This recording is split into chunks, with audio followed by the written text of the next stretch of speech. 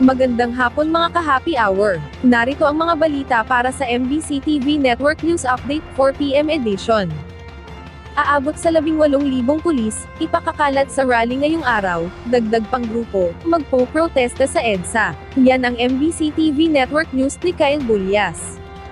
Nakahanda na ang hanay ng Philippine National Police para sa ikakasang 3 araw na Rally for Transparency ng mga miyembro ng Iglesia ni Cristo sa Quirino Grandstand mula Nobyembre 16 hanggang 18.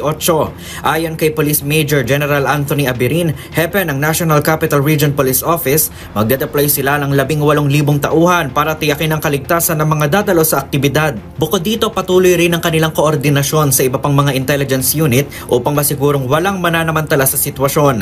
Kinumpirma naman ni Abirin na bukod sa kilos protesta sa Quirino Grandstand, may bukod pang rally na isasagawa naman sa People Power Monument, EDSA Shrine at Liwasang Bonifacio. Inaantabayan na din ng kapulisan ang posibleng pagkilos ng iba't ibang grupo sa Menjola sa lungsod ng Maynila.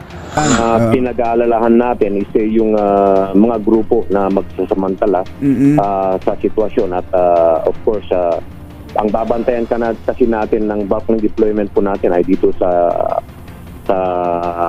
Quirino Grandstand, pero magdi-deploy din po tayo sa usual po na pinupuntahan po ng mga grupo na nag-rally sa Medjola po. Isa-isahin nga po maglalatag po tayo ng maraming kapulisan ng sa ganun ay hindi na po maulit yung nangyari noong September 21. Nilinaw naman ni Abirin na wala pa silang natatanggap na report ng pagtatangka muling pasukin ang Malacanang. Una rito, naglabas na ng abiso ang Manila Police District kaugnay ng mga isasarang kalsada sa paligid ng Quirino Grandstand. Sinuspende na rin ni Manila Mayor Isko Moreno ang face-to-face classes sa lahat ng antas sa mga pampubliko at pribadong paaralan sa lungsod sa November 17 at 18. Para sa MBC TV Network News, ito si Kyle Bulyas, ang Deezer H. Una sa Pilipinas, una sa Pilipino.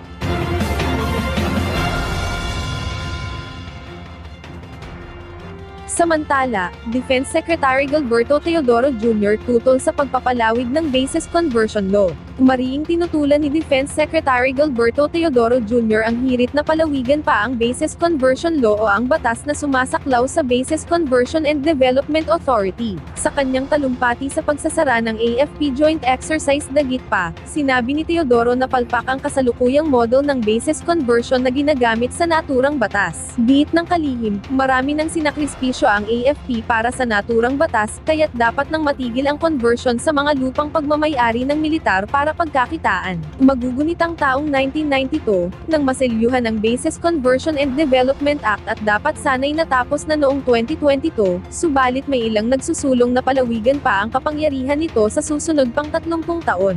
Diit ng kalihim, masyadong maliit ang 45 bilyong pisong kita na dapat sanay mapupunta sa sandatahang lakas ng Pilipinas para sa kanilang modernisasyon, dahil sa nagbabagong hamon na kanilang kinahaharap. Pinapa-extend nila no-oppose ka namin.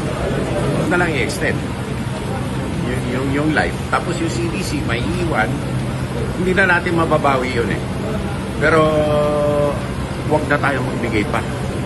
At yan ang mga balita para sa MBC TV Network News Update 4 PM edition. Abangan ang mga susunod na balitaan mamaya para sa 5 PM edition.